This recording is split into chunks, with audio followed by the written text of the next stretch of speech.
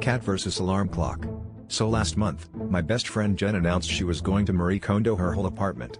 If you haven't heard of it, it's the thing where you hold every object you own, ask if it sparks joy, and then either keep it or dramatically thank it for its service before tossing it out.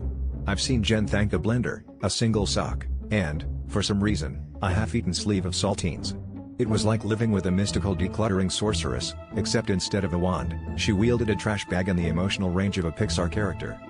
The weirdest moment came when Jen stood in her bedroom, clutching her battered old alarm clock like Hamlet with Yorick's skull.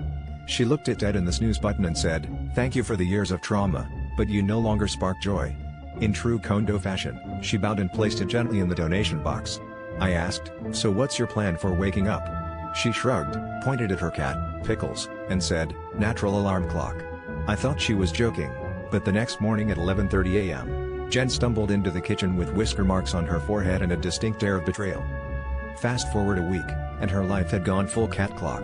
Pickles, apparently, did not get the memo about consistent wake-up calls. Some days Jen woke up at 8 a.m. with a face full of fur, other days it was 2 p.m. and Pickles was still on the night shift.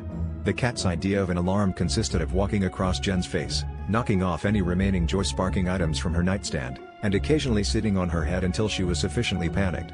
I witnessed a Monday morning where Pickles not only snoozed Jen by curling up on her chest, but also set the alarm again by coming back 10 minutes later with a cold, wet nose. At this point, Jen started reconsidering her life choices, but was too proud to admit defeat. "Yesterday," she sighed and said, "you know, I wanted less clutter, but now I just have less sleep. Turns out, the only thing Pickles sparks is my anxiety." I told her, "Maybe next time, thank your alarm clock, but keep it around for when you need a real meow man of clarity."